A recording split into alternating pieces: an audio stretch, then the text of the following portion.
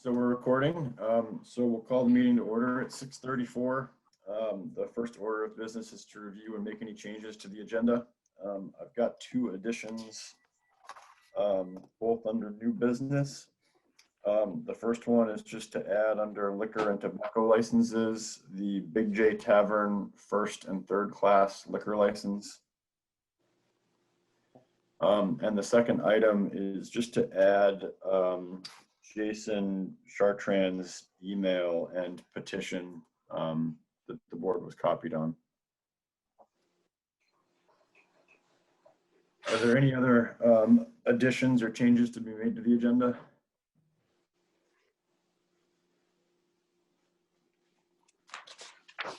All right, hearing none, we'll move on to the approval of the minutes of October 5th. Is there a motion to approve the minutes from October 5th? So moved. I've got a motion from Jacob. Is there a second? I'll second it. Great. We have a second from Leanne. Any discussion?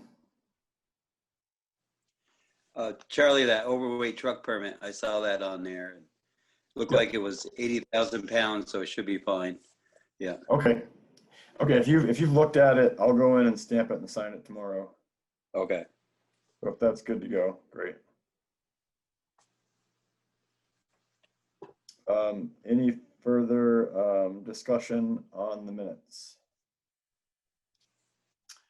Hearing none, we'll vote. All those in favor of approving the minutes of October 5th as written, signify by saying aye. Aye. Aye.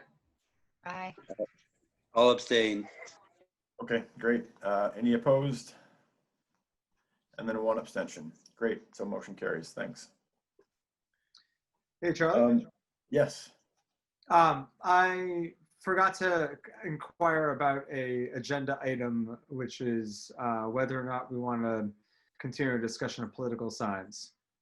Yeah, so I pulled that off the agenda for now, with the intent of putting it back on after the election's over. Oh, right. I'm sorry. We talked about that already. You're right. Thank you. Yeah, I think just to recap, the consensus was we can keep looking around for other examples of communities that might have a policy, but I think the consensus was kind of that to change the rules in the middle of the game, more or less, might not be fair to candidates and hard to enforce. So we'll kick that to after the election, then we can revisit it. Sounds good.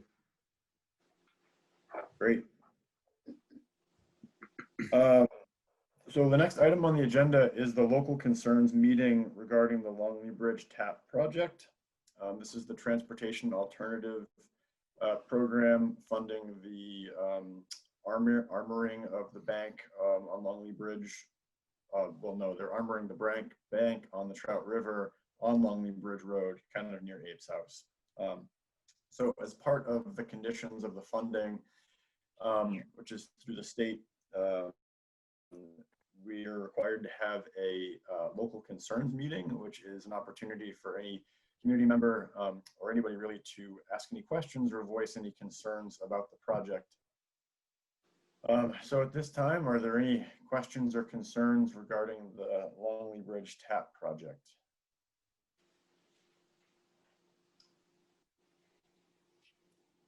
I mean, it's pretty straightforward. You know, I think some of these bigger programs, bigger projects, you might get some, you know, if they're redesigning downtown or putting in bike lanes and places. I mean, I assume that there'd be more concerned locals, but my guess is that most people, especially those who use that road on a regular basis, are probably pretty happy that we're doing this. So, while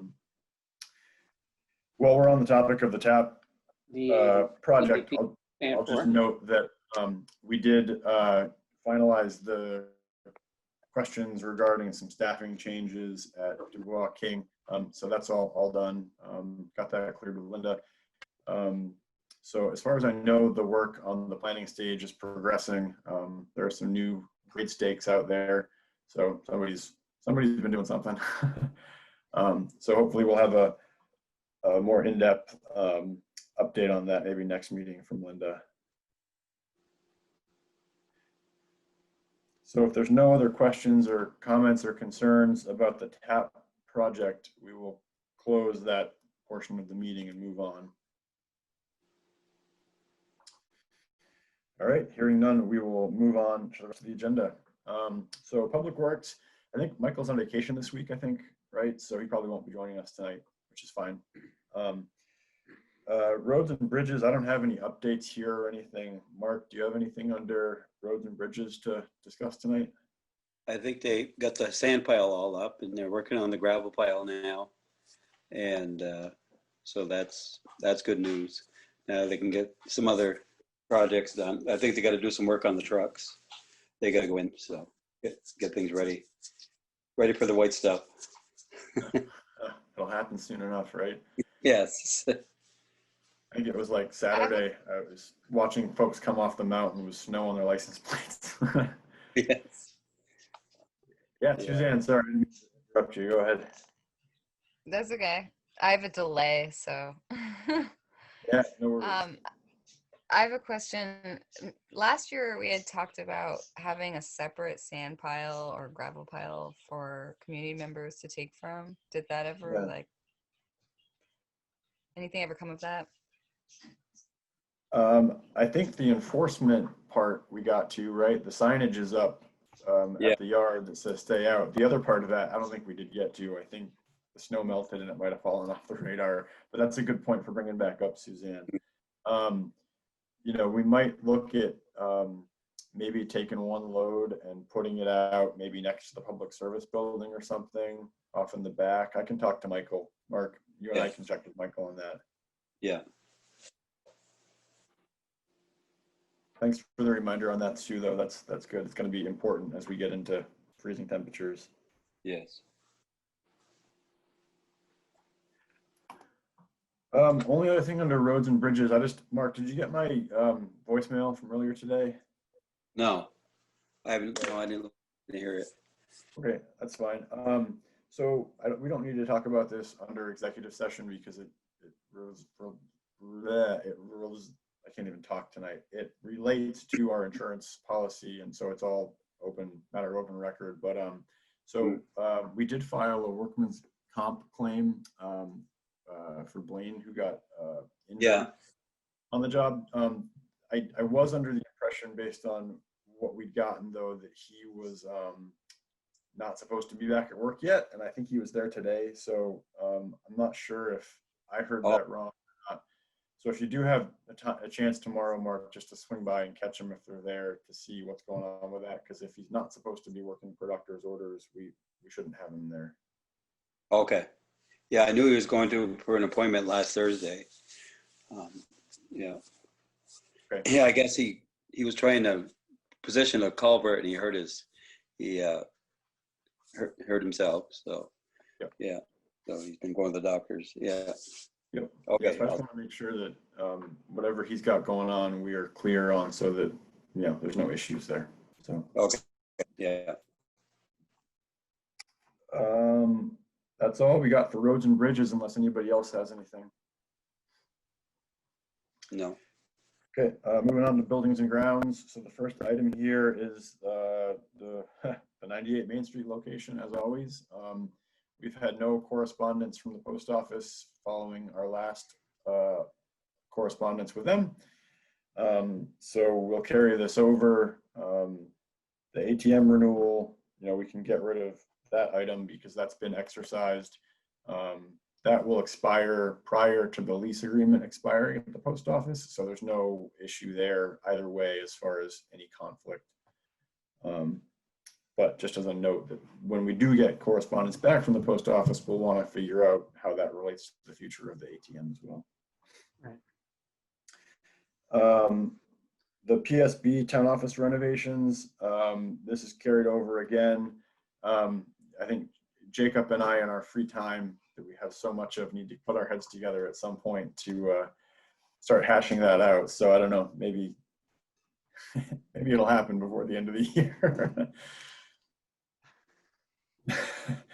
Yeah, will. So Jacob, That's a great deadline. well, the end of the year. No, hopefully before then. So yeah. I'll just make a note here that we should carve out some time at some point, Jacob. If we have an hour. Can we just like roughly say like first or second week of November? I've been like working through weekends this whole month, and I don't think that's going to let for the next couple of weeks. But I think by November things might chill a bit. Okay, yeah, well, let's put a marker down for the first week of November to put our heads together on that. Cool. Awesome. Great. Thanks. So those are the only two things I've got under buildings and grounds. Anything else he has or radar? Doesn't sound like it. Easy. All right. Next item up is just the FEMA update. This is going really well. I got to give Michael and Aaron a ton of credit for getting together and cranking out this stuff for them. I think Reagan Road and North Hill now have all been so that's another 2 projects, as they call them, off to FEMA.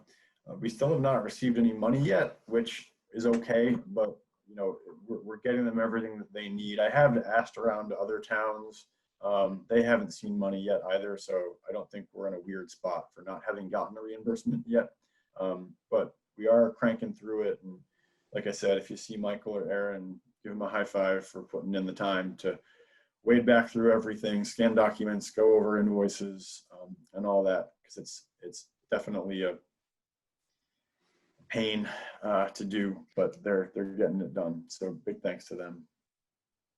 And then I did talk to Aaron at the end of all this. What we're hoping to do at a minimum to have it ready for town meeting day is just to have a spreadsheet that kind of goes over all the damages that we sustained during the event, and then where we're at with reimbursements essentially pegged to the individual damages. The way things are looking right now, I think we're going to come out in a really good spot, especially because we're able to, in doing the required work under the standards, like we're not monkeying with anything, but when we put roads back, we're putting them back to standards, and some of these roads might not have been up to standards before.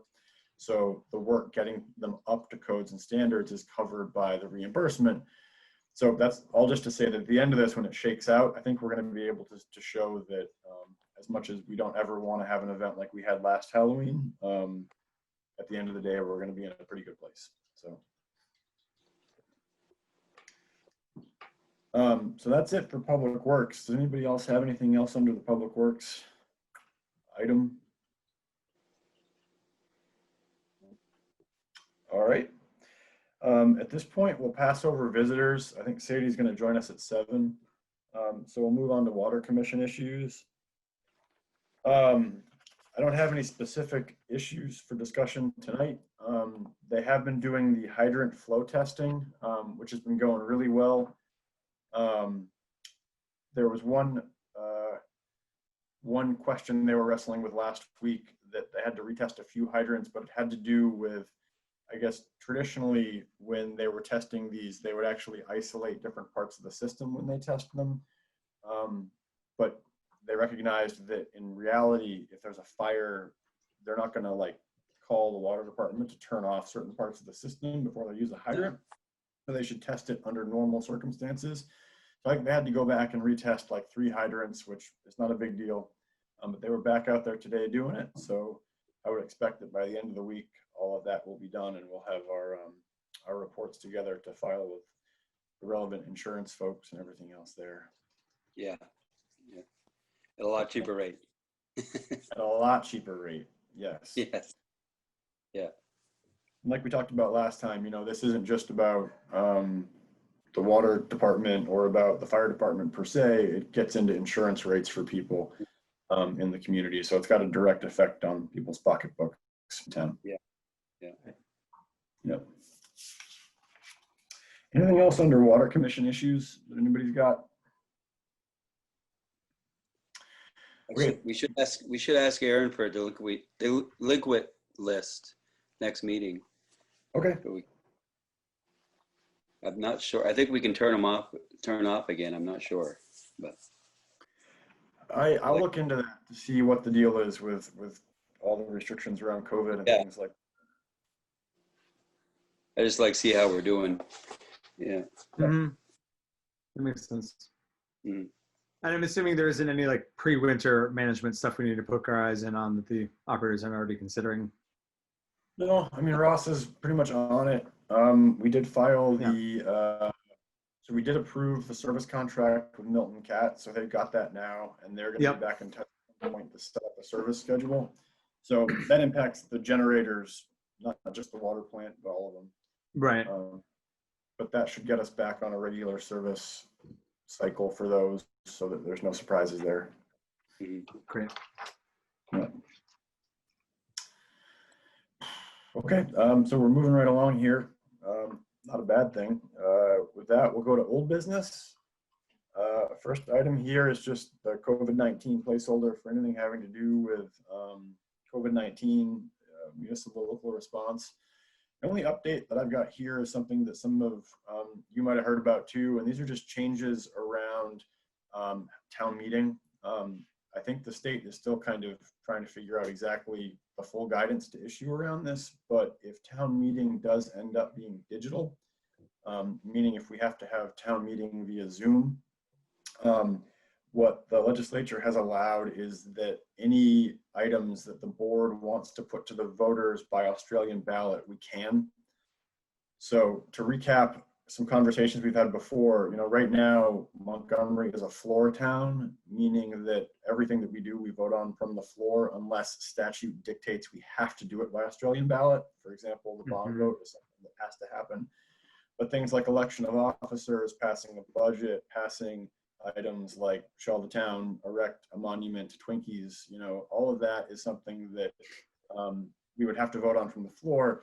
So what this change would enable us to do is if the board, as we get closer to town meeting, if it looks like it's going to be a Zoom meeting, what we can do is shift all voting to an Australian ballot method for town meeting day, which should work an awful lot better than trying to get a couple hundred people on a Zoom call to vote on something. I don't even know how that would work. It's one thing to do it in a committee or even in the legislature, but yeah. So nothing to think about or really act on tonight, but just a marker out there that change has been made, so we can do that. Charlie. Yeah. Is that gonna bite us as far as having told the ATV petition people that we wouldn't be able to Australian ballot their petition to get changes to their ordinance on the town meeting? It's a good question. I mean, our response to them still kind of stands in terms of, why the petition was rejected, essentially. I guess if the petition had been valid, yeah, it's a good question. I don't think it would. I mean, we can think on that some more in terms of process, but what this does is it. Yeah, go ahead, Larry. The petition was asking for the go to Australian ballot on November 3rd. And I don't think you can retract on that now. Yeah. Did you get a new one? Did you get another one? Do you know? No, we have not received a new one yet. No. And there's been no talk with them what they wanted to do?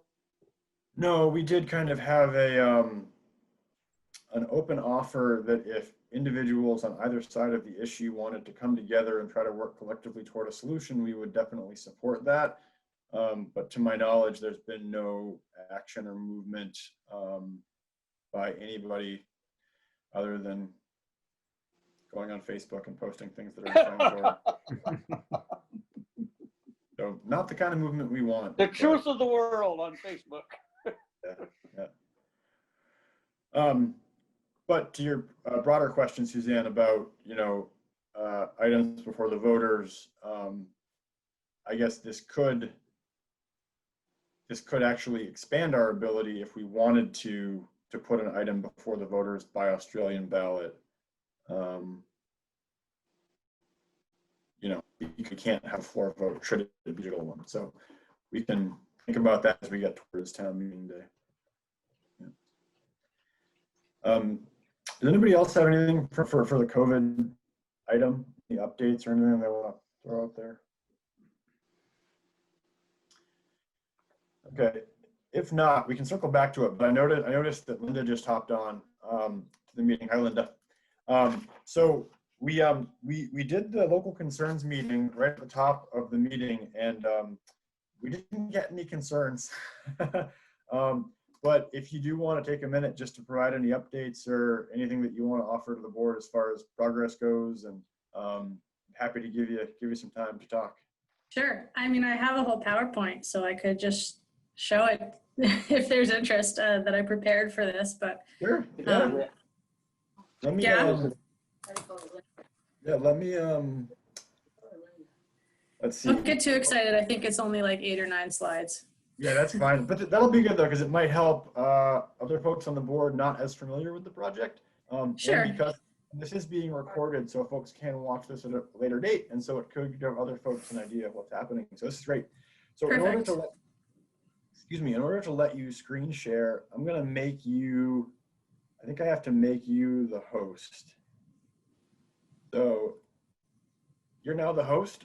This is kind of like that thing they do with the president when they're incapacitated. You're going to have to give that back to me. After, if you don't, I've lost all control and I'll just fade away. Okay, well, hopefully I can figure out how to do that when the time comes, because I don't know if I've had to do that before, but we can walk. I'm sure I'll figure it out. So it's all yours, and then to screen share, if you don't know, it's just the green button in the bottom, and then it allows you to pull up whatever screen on your computer you've got. Okay, yep. Let me find this slideshow and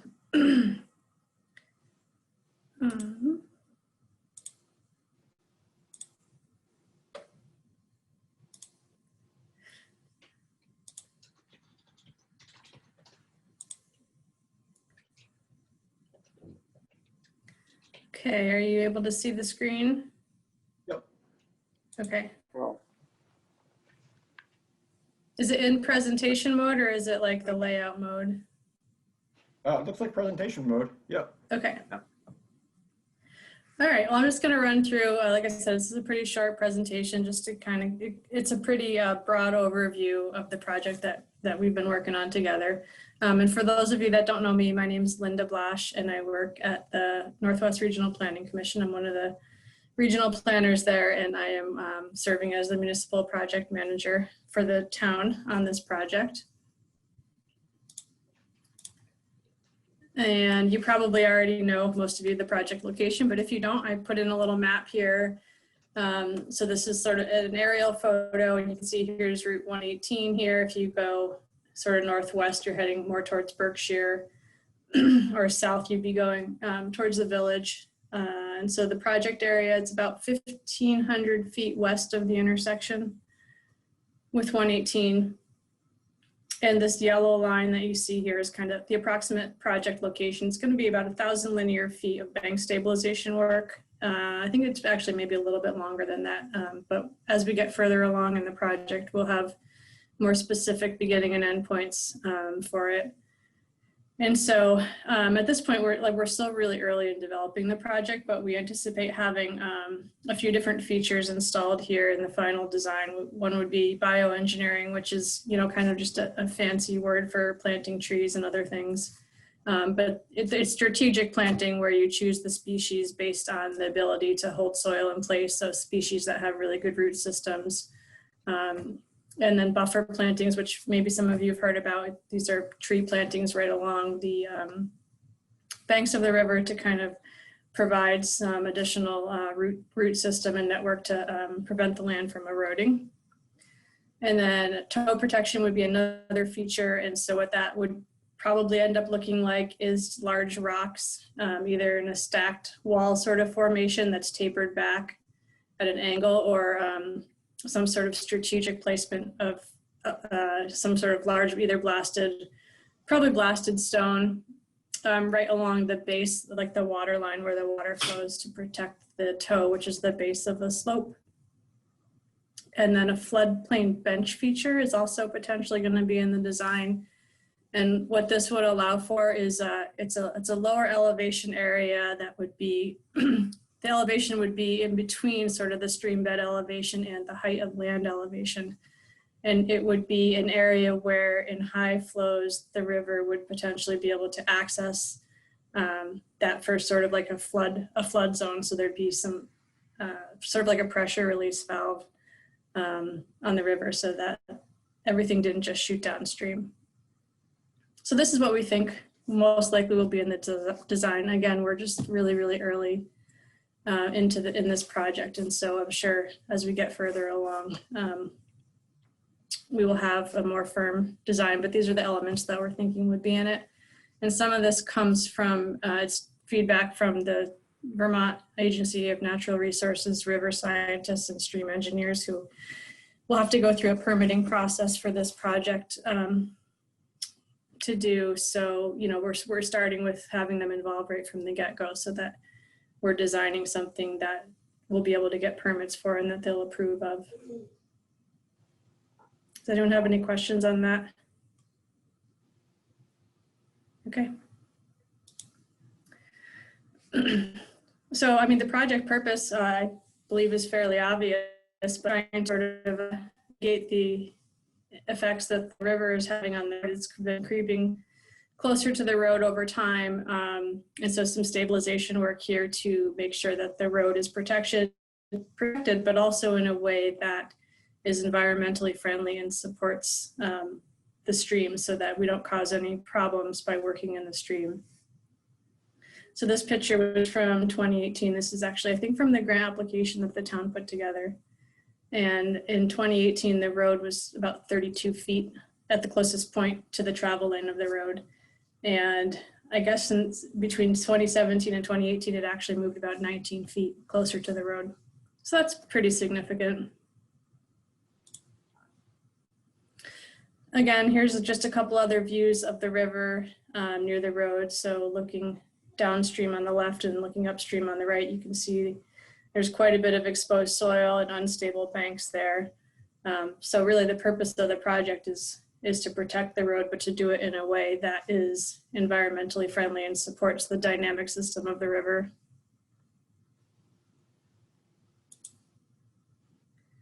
And I like this slide. It has some pretty neat overlay photos here. So the base photo is a orthophotography from 2013. So it's aerial photograph.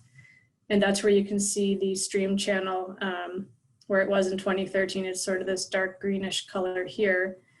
And then you can see how in time it's shifted quite a bit. So this bluish overlay is from 1995 when the channel was about 164 feet from the road. And the light blue here is the 2008 channel. And then, as I said, the dark green is the 2013. And then we don't have the current channel or the 2018 channel, but you can see this pink arrow here identifies where the edge of the riverbank would have been in 2018. So it's moved quite a bit. And the contractor that's doing the design and engineering for us on this project is Du Bois and King. And I reached out to them today to ask what their measurements were, because they did some survey work in the summer. And they said it was about between 29 and 30 feet from the road. So it is still moving. Luckily, it seems to not be as dynamic as it was over the past like 5 years. So that could be a good thing. But as we all know, it doesn't take much. It takes, basically one significant storm event for things to start moving around. So our goal is to kind of move this project along as quickly as we can.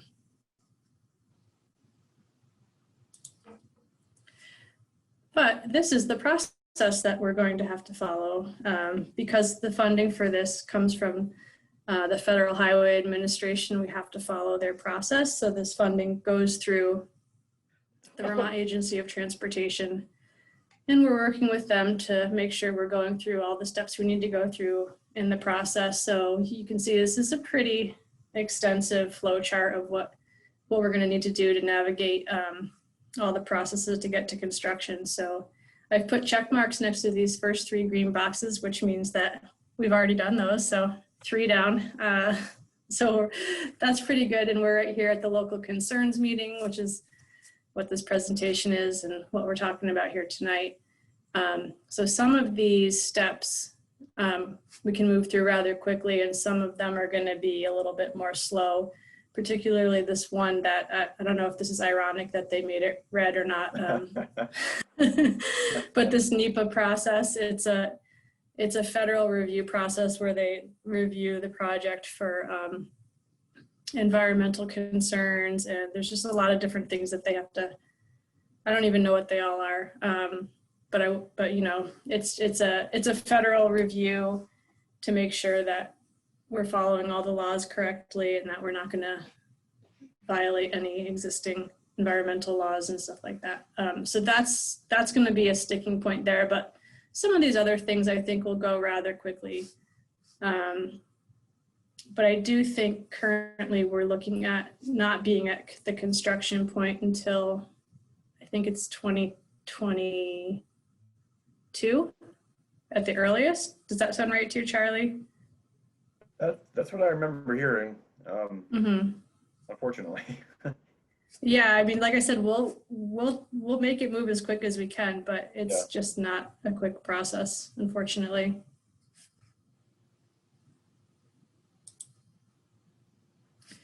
And so for those of you that are familiar with this area and familiar with the town, you might know that there's a similar project that was done directly downstream in 2010.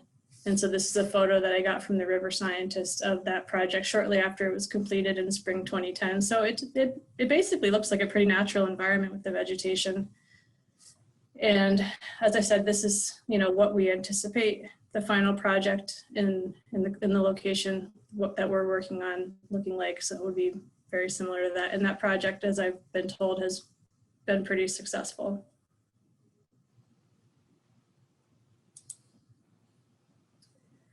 And this is the anticipated budget. Again, I just pulled this out of the grant application that the town put together. So the actual grant award amount is $300,000, and then the town would be responsible for the $75,000 portion, since it's an 80-20 grant. And so this is how that number breaks down. Quick question. Yes. Is like approaching 30% soft cost pretty standard breakdown for projects like that? I mean, I guess I shouldn't be totally surprised, but that just seemed high. Is that just part of doing business with the feds? Yeah, unfortunately, I would say that, yeah, that's just sort of it's relatively standard. Obviously, there's a lot of different types of projects that get funded, and so it can vary depending on the type. Like if you're doing a sidewalk project, which is a project that would receive funding through the same process, that can be a lot higher cost because there's a lot of landowner negotiations and right-of-way acquisition. Sure, got it. So something like that would, you know, probably end up being higher with those soft costs. But yeah, unfortunately with these federally funded grants, I think it's due to the lengthy process. There's just a lot of process. Got it. So Yeah. Jacob, this is kind of like a dry run for us in a way, because I think that we're gonna be looking at TAP for potentially funding a lot of the work that we're looking at with some of the wastewater and streetscape improvements, the streetscape specifically. So again, like a local concerns meeting for that, I foresee much more engagement than this. But yeah, so everybody can consider this to be kind of like your introduction to what's going to come again. Yeah. Yeah. That makes sense. Yeah, something like a streetscape project, I'm sure would have a lot more public interest. Right. And landowners impacted, and you know, there's just a lot more involved with that type of project than this one. Yeah. I think there's only 2 landowners. Does that sound right, Charlie? Yep, just 2 that are involved with this one. Yeah. Cool. So those are all my slides. So if you have anything you want to discuss or any other questions or concerns, Well, I'll open up the floor. I hope it doesn't rain for the next year. Yeah. Or rains really gently, like really gentle soaking rain. Yeah. We did talk about that at the kickoff meeting with both the design engineer and the representative from V-Trans of what would happen, and they all seemed agreeable to, if needed, an emergency fix could be installed here if we weren't at the point of construction and anything happened. So we've talked about that. Yeah. As a possibility. Yep. And so could you actually, that might be a little bit helpful. I mean, not that we have a whole lot of agency in changing the trajectory of this, nor do we have agency in like finding other easy funding sources. But I mean, it was alarming the rate of erosion that occurred, and everything that I understand about the changing patterns of our weather in this region does not give me a whole lot of like faith that we're going to retain 100% of that bank for the next 18 months. That seems like it's pretty likely we will lose more bank between now and the time that construction goes underway. So it seems like there's a reasonable like risk factor that like the public travel way might actually be impacted by storm events between now and the time this project goes underway. So what is the contingency planning looking like that? If we get to the point of erosion impact that it's affecting access along the bridge, or that like, what does an intermediary or emergency remediation solution look like? Who funds that? What's the process for approval? Like, and I don't mean like, we don't have to answer all that right now, but that's like, in just hearing that we're 18 months out in construction for something that should have happened like 2 years ago to keep it from being this much of a risk, it just makes me like, okay, so what should we be preparing ourselves for in the event that we've got like another Halloween storm like last year, and then another spring storm like we've seen in the past, and everything else that could likely happen, just so I'm not totally, so we're in more proactive than reactionary mode in the likelihood that might happen. Yeah.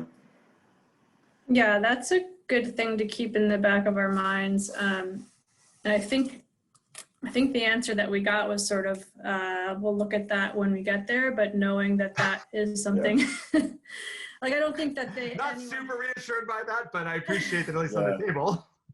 No, I think Jacob, unfortunately, it is something that we're going to have to just be reactionary to. And should we lose a significant amount of that stream bank, I think that's when we pull the, emergency lever and say, look, this is all well and good, but we need to act now. And that's when we get approval from Chris Brunel and DEC and all the folks to go in and just do it.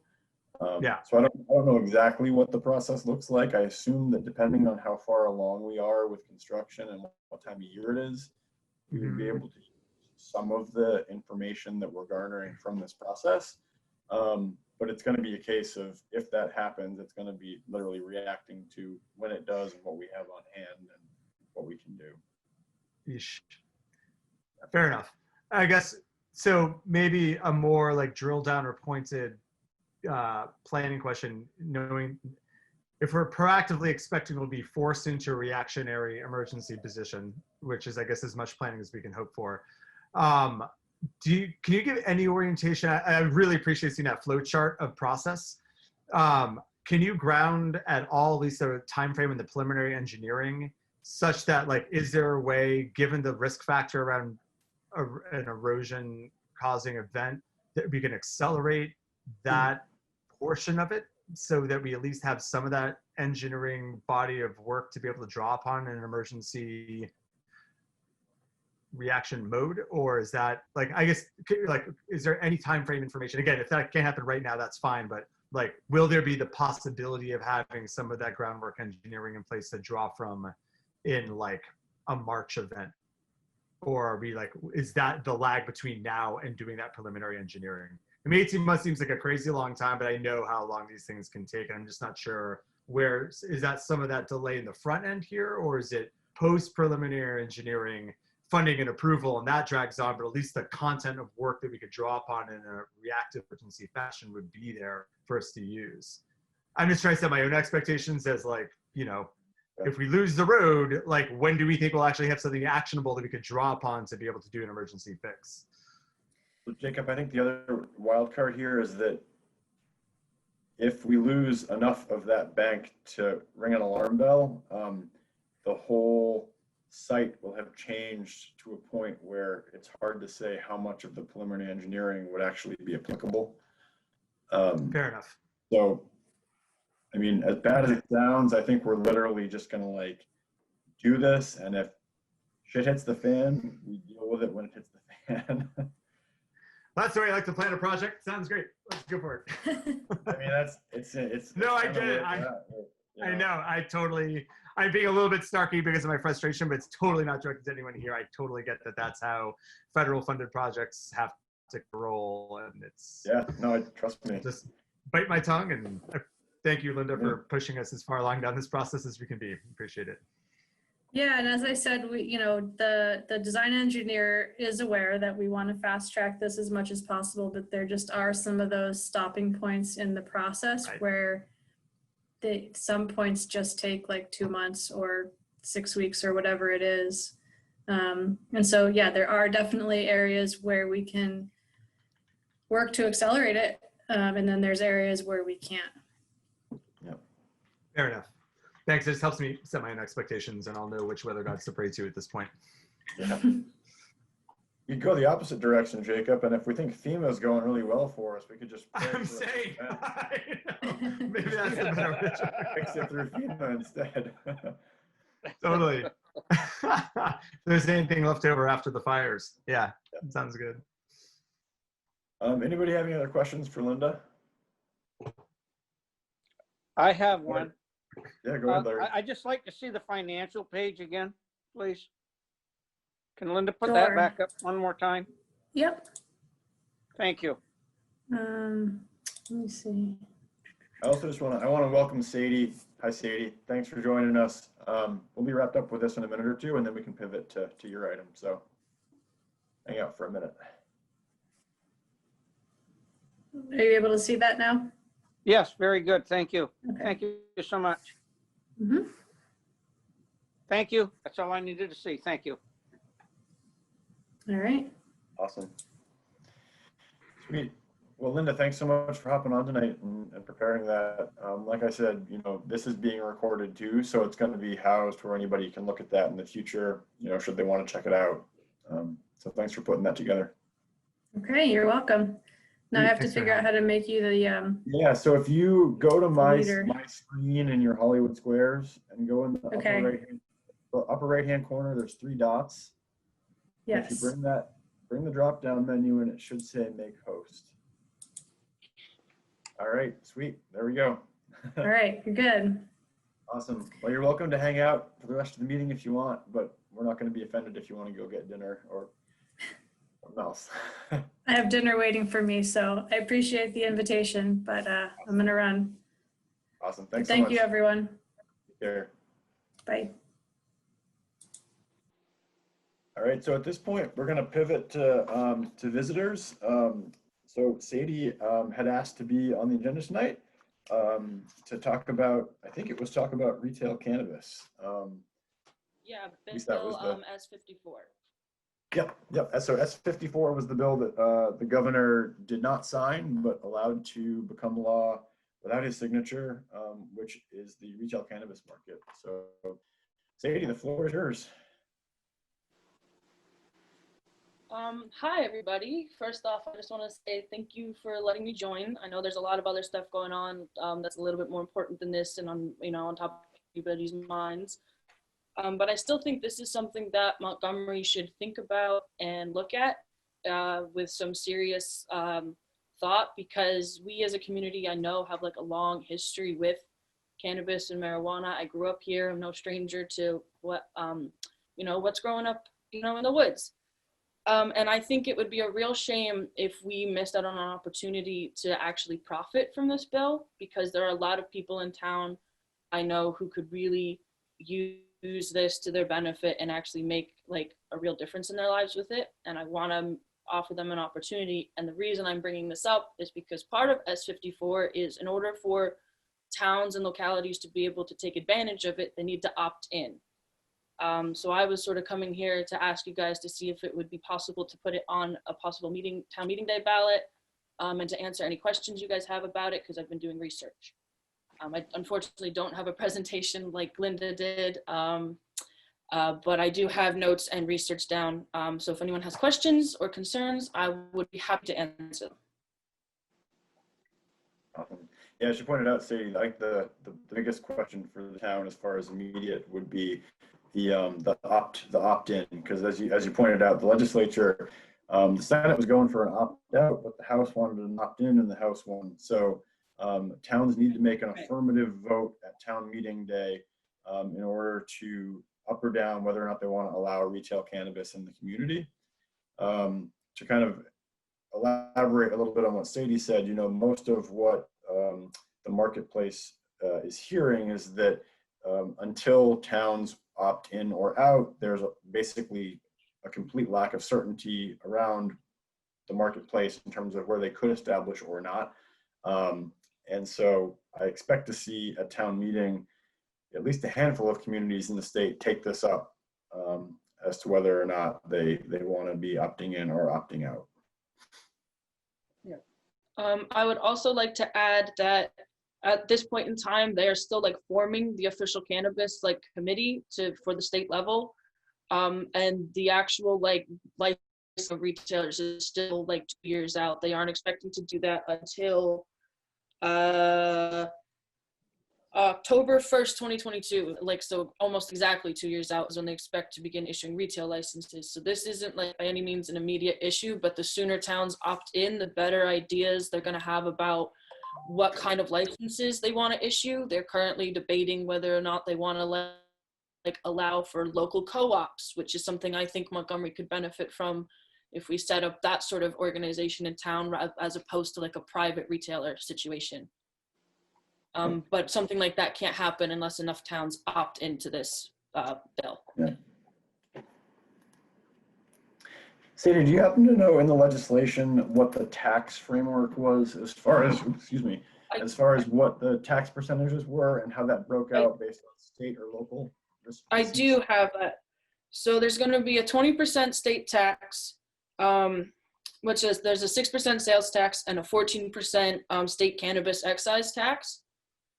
Of that 14% cannabis tax, 6% will be donated or directly allocated to after school and summer school programs. And then, oh wait, no, sorry, I got that mixed up. The 6% state tax is going straight to after school programs. And then of that 14%, 30% will be going to like those posters you see put up that say like, don't smoke marijuana in schools. And was there any guidance in the legislation around out of that combined, was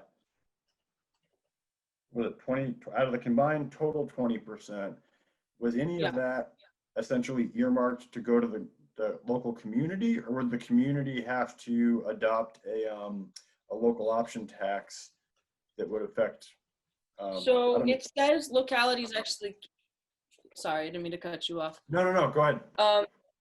Yeah, so localities cannot develop regulations or additional taxes, but they are allowed to issue licensing fees that would go directly to them that you can set up yourself, whether or not you want that to be like an annual fee or a one-time payment, and you can change it based on what type of license. So if you wanted to do like an annual fee for a grower's license or a retailer, but like a one-time fee for like a medical store or medical section in the store. Okay.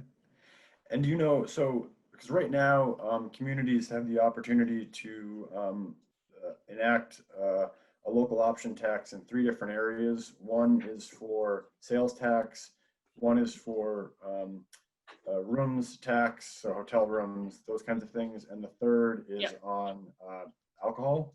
So it sounds like that wouldn't fall into any of these pre-existing buckets. It's not like they would tag it to booze because it's like a sin tax or something like that, Right. Unfortunately, they're not, and it doesn't mention anything here other than that 20% tax breakdown of the 14% cannabis tax and 6% state tax. So.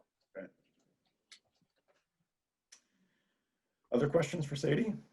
But yeah. Any other questions?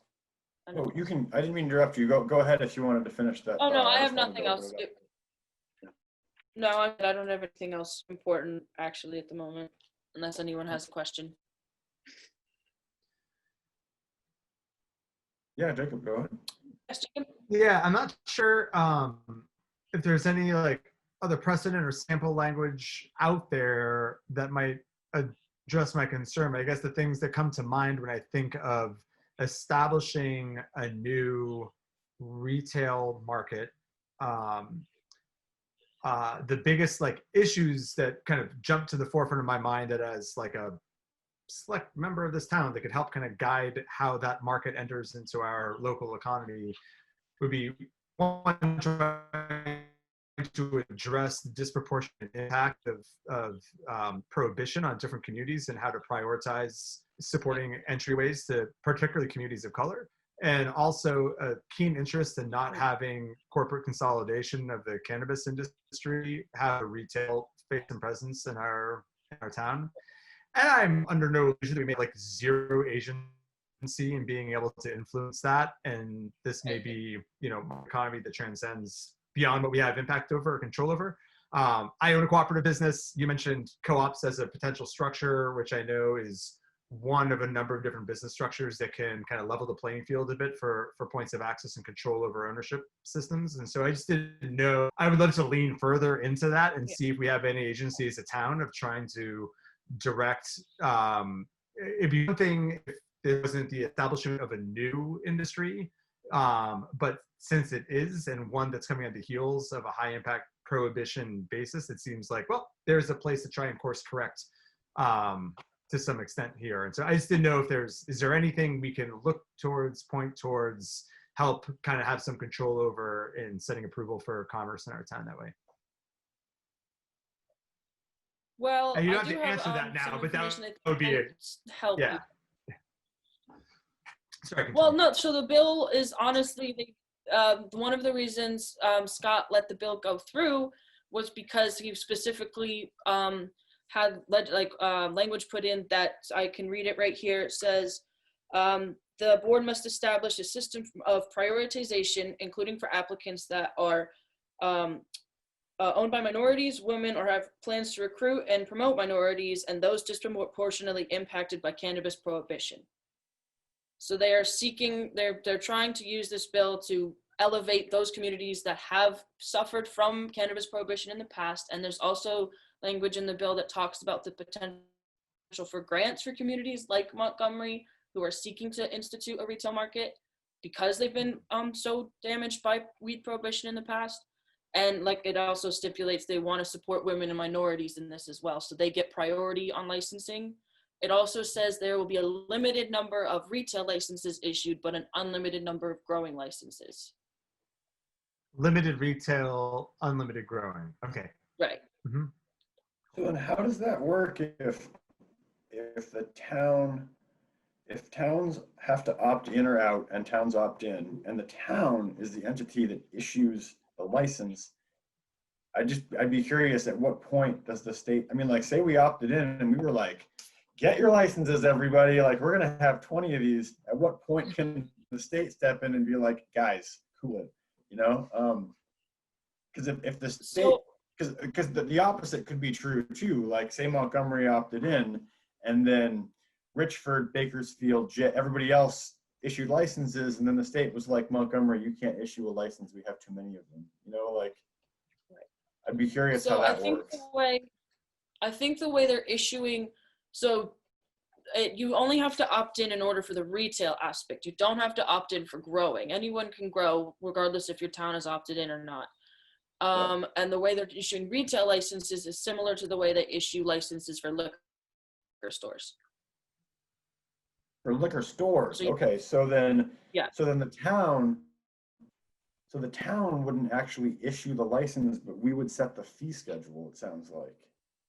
Right. Okay. And would be permitting and regulating akin to liquor in terms of. But like we don't regulate liquor stores. It doesn't stipulate here because they still have to form the committee that's going to come up with how everything is officially regulated, but it seems like that's the framework they're using. Okay. Oh, right. I guess the extent of our regulation is over like restaurant and pubs, but not retail sales. So that might. Well, I say that, and after I said that, I realized that I think we do actually liquor license for Sylvester's. Isn't that a class 2 to sell? Oh, it's class 2 retail? Yeah, so if that's the case, then we actually would issue a class 2 cannabis. Yeah. So I guess we would issue the license. I guess the question would be, is the state going to put a cap on the number of licenses? Like in Massachusetts, like in the Right. city of Boston, there's a certain number of liquor licenses that you can issue, which is why they're so expensive. You know, there's no cap here that I'm aware of as to how many liquor stores a town could have. And so I guess that's one area I'd be curious to get some more information on, is the process for issuing licenses and what guardrails there are there the town would have to follow. Well, I don't have an answer to that because, again, they haven't officially put out all the regulations, but the timeline, they are trying to have all the regulations finalized and published by March 1st of 2022. No, 2022 is when they have the... Yeah. So, And just to be Go ahead, Jacob. Yeah.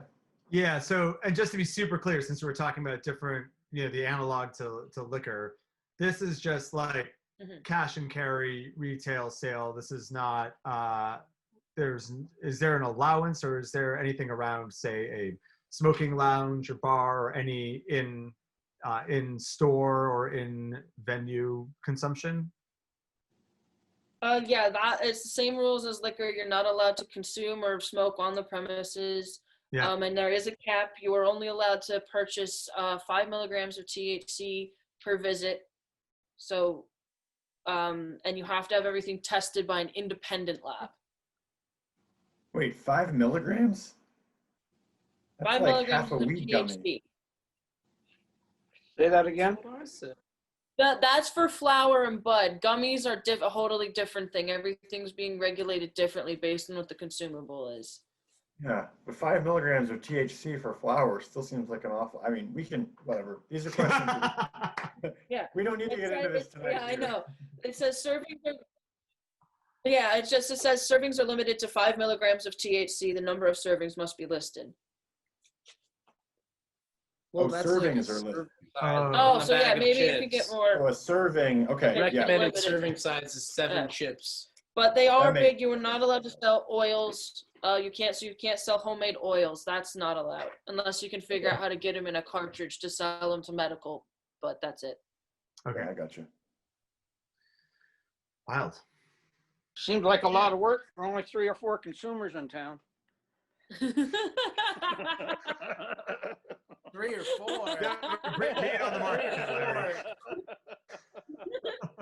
They all live on North Hill Road. Who knows? Yeah. So I think it would be a real shame if we missed out on at least trying to take advantage of this, because I know a lot of people in this town have been waiting for something like this. Yeah.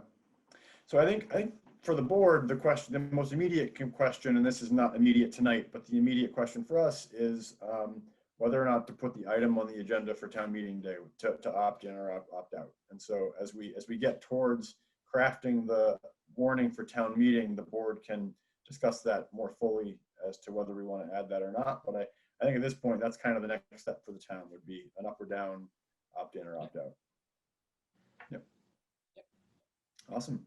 Any other questions for Sadie? If not, thanks so much for hopping on the call and joining us tonight. Thank you. Thank you for having me. Awesome. Appreciate Take it easy. it. Listening to me. Thanks, Sadie. I would stay and listen to the rest, but it is my birthday, so I'm gonna go continue celebrating. Hey, happy birthday. Thank you. Happy. Celebrate. Day. Thank you. Take it easy. Have a good rest of your evenings. Thanks. You too, Sadie. Happy birthday. So we'll hop back onto the agenda. We're under old business item B, which is the EVC stations, the charging stations. Any update on that, Suzanne? Not really. It's been a little hard to nail down electrical and get it kind of going, but Doug promises it's going to be done before the ground freezes. So Okay. just Sweet. going from there. Awesome. Hey, get out of the trash can. Sorry. Likes to eat trash. Item C, the wastewater and streetscape projects. So nothing big to report now. We're still kind of hashing out the financing options here. As I mentioned, the TAP program is one that we're looking to for some of the streetscape work. So conversations are happening, but there's nothing to bring to the board at this point for consideration or decision or anything like that. So I'm hoping that I'll have a more fleshed out update next meeting, especially with regards to that flow dialogue with ANR we talked about going to the secretary, because that I think has to happen soon. So other than that, nothing at this point this evening for that item. So if there's no objection, we'll move on to item D. This is the Communications Union District update. So I forwarded the email from Everett, so everybody should have that, as well as the map that was attached. Basically, we've got 2 more hotspots coming our way, one for the Grange Hall and one for Pratt Hall. Only thing we need to figure out is the change to Comcast at the Grange Hall. So I'll circle back to Liz and Aaron to see where we're at on that, because that's got to get changed over before we hook that up. But that's kind of the update there. Only other news on the Communication Union District front is that that reverse auction is scheduled for the end of this month, I think. So we should keep an eye on that, because depending on how that shakes out, it could dramatically impact the ability of the Communications Union District to actually make a difference. If companies like Consolidated or Comcast swoop in, buy up the, I don't even know what you would call them at this auction, which gives them access to kind of the low-hanging fruit of expansion, that would leave the CU district only with the hardest to reach places, which would make the economics of it probably not work. So we'll have to see how that shakes out at the end of the month. Anything else on the Union District? Hearing nothing, we'll move on to new business. First item here is the Conservation Commission appointment. So Misty resigned from the commission. She's got a lot going on these days, and so doesn't have the time for the commitment and wanted to open up the seat to somebody else. The commission met last Wednesday and recommended John Kurlowski to fill Misty's seat. We have a nomination from committee for John Kurlowski to fill the seat that Misty is vacating on the Conservation Commission. So nominations don't require a second. Are there any other nominations for the seat? Hearing no other nominations, we'll close nominations and we'll vote. All those in favor of John Kurlowski serving out the remainder of Misty's term on the Conservation Commission, please signify by saying aye. Aye. Aye. Aye. Any opposed? Any abstentions? Great, you have appointed John Kurlowski to the Conservation Commission. Item B here is the health officer recommendation to the health department. Talked about this last time. I still got one more individual that I want to connect with on this before we make a decision here. I'd feel bad doing it this evening because I've been trying to connect with them, and I hate to do this tonight and then finally get in touch with them tomorrow. So if there's no objection, I'd like to carry this forward to the next meeting. That's okay. Okay, hearing none, we'll table that to the next meeting. The added item under new business before we get to the liquor licenses was Jason's petition and email. Did everybody get a chance to read that? Came in first week of the month. So Jason has been, just to recap, asking the board to put the police services item back on the agenda for town meeting. The board had asked him to put together a petition. We had chatted about doing it unilaterally. The consensus of the board was generally that because it was put on the agenda last time unilaterally, we were not fully ready to do that again, just because without some demonstrated support from the community, we didn't want it to basically be the board just putting the same question back out from the board. Jason sent us a copy of the petition that he's got so far. I couldn't see all the signatures. I think I counted about 38 of them. That would be assuming that they're all legal signatures. But that's what he has sent us now. So I just wanted to make a space to talk about that again, just to see where people's heads are, with that. So So I'll open the floor up to any comments or anything regarding that or his email.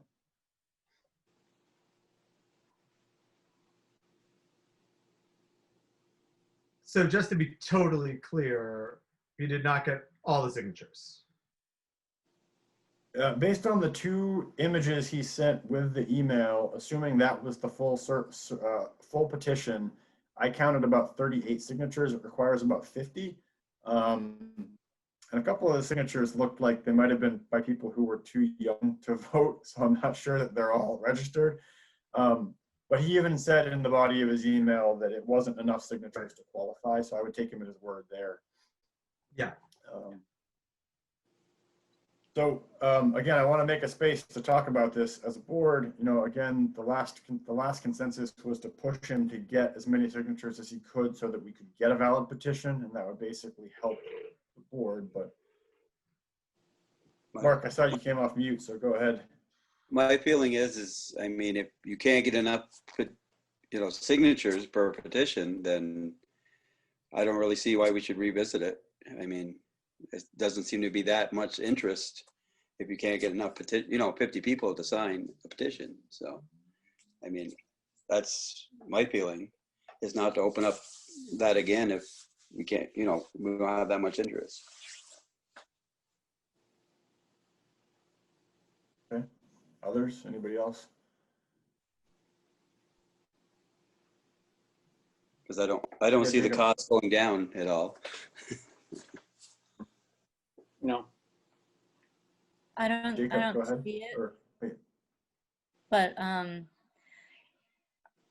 mean, Rob and I drive downtown at totally different times of the day and, early evening. Once in a while, Rob will say that somebody passes him at, it's 5:45 in the morning, flying through town, but that's, I don't know if it's few and far between, but it doesn't happen every single day. I notice people paying attention to those, the blinking speed. And I'm normally downtown, like on the weekends for the most part. I don't know when Jason is talking about, I know that we did put this to the town and it seemed like a resounding no. They didn't want the law enforcement. I did notice like a bunch of the signatures, they are people who live either on Main Street here or they live around the park in the village. But Yep. I don't think it would be worth our while, so to speak, to put it back up in front of the voters again. But I don't know, whatever everybody else thinks.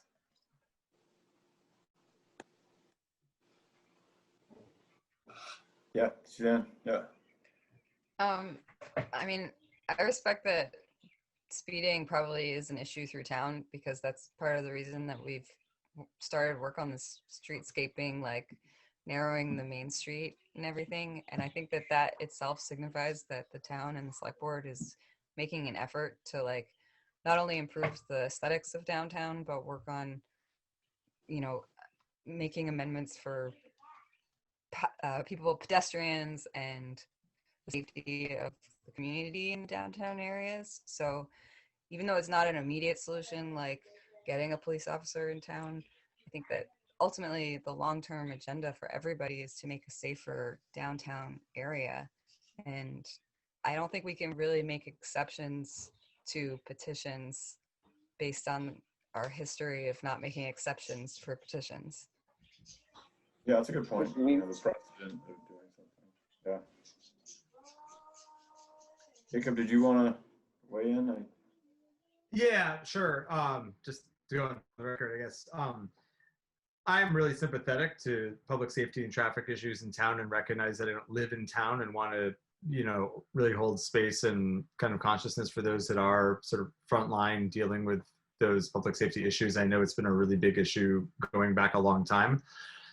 It feels really hard. Can't even muster 50 signatures to bring this back in front of the voters after they already rejected it. And I think that's I want him to fill a petition. Like, I can't imagine that it's that difficult to find those 12 more folks that would support it. It doesn't seem like that should be an insurmountable hurdle, and would sort of give what I think would be minimally required for me as a select board member to feel good about taking up town bandwidth on this. But other than that, it just sounds like it's, yeah, it's hard to stand behind it if you can't get that. I mean, that minimum threshold is kind of there for a reason. And had we not already brought this to the town and had a really thorough public vetting of this, I'd feel more confident about trying to represent a minority public safety position. But geez, like just get the 12 more signatures you need so that we have that as like a defensible, like town generated piece. I'm a little surprised that that was too high of a bar to hurdle for something that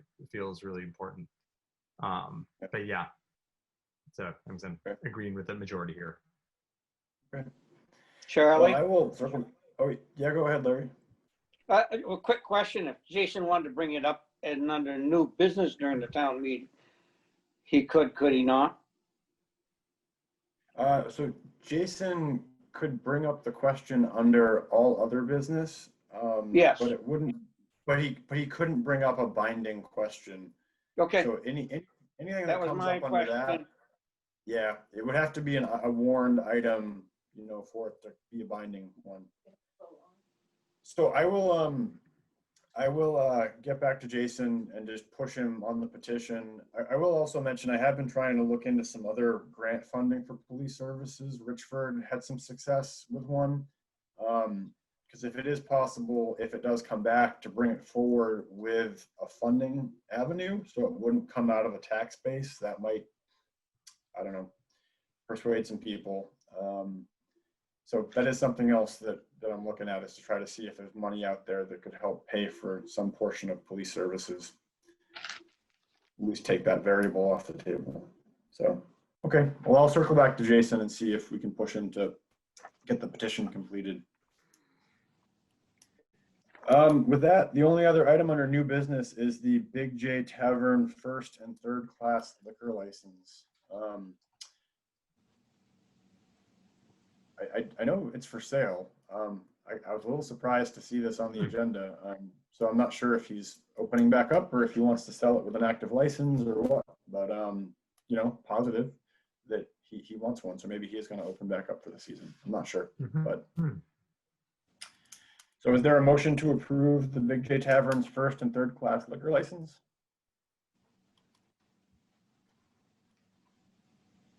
I'll move. Make that motion. Oh. Okay, I'll give the motion to Suzanne and the second to Jacob. Okay. Is there any further discussion? Hearing none, we can vote. All those in favor signify by saying aye. Aye. Aye. Any opposed? Any abstentions? Great, motion carries. Before we adjourn, I just realized that I never actually did a formal visitors section. So Larry, is there anything else you and Anita have for tonight before we adjourn? The only thing I had written down was the citizen sand pile. And you've already approached that. Good. Again, thanks Suzanne for bringing that back up. So Anita? we'll chat with Michael to do that. Anita has nothing. All right, well, thanks Anita. Well, thanks everybody. So with that, a motion to adjourn is in order. I'll make that motion. Can't leave till we get one. Okay, I got one from Mark. Is there a second? I'll second it. Got a second from Leanne. Is there any discussion? Hearing none, we'll vote. All those in favor signify by saying aye. Aye. Aye. Any opposed? Any abstentions? Great. Thanks, everybody. Have a great evening. You too. Good night, everybody. Good night. Good night, Genevieve.